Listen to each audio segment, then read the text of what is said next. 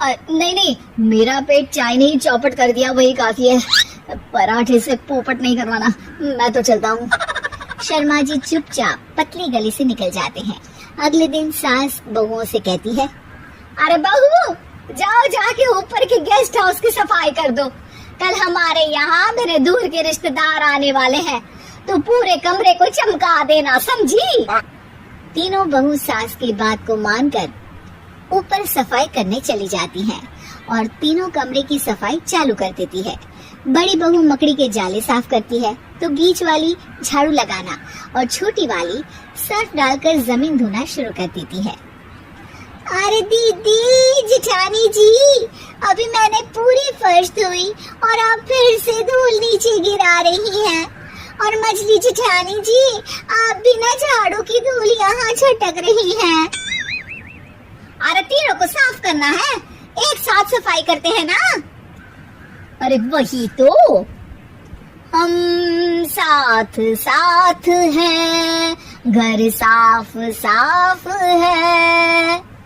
तीनों बहू ऐसे ही काम में उलझ जाती है और 2 घंटे तक एक ही कमरे की सफाई करती रहती है। बहुत देर से अपनी बहुओं को ना देखने के कारण सास ऊपर कमरे में उन्हें देखने जाती है, लेकिन कमरे में घुसती ही वो गीली फर्श पर फिसलने के कारण नीचे गिर जाती है।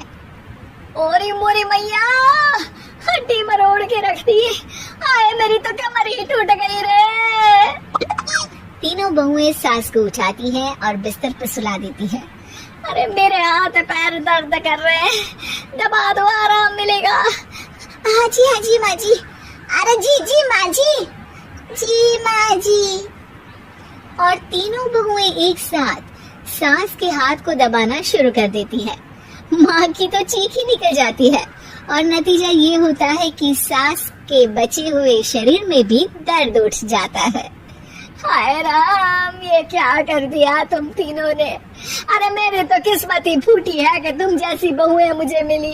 हे भगवान, पूरे शरीर में दर्द बढ़ गया है, अब तो पता नहीं कि चल भी पाऊंगी या नहीं।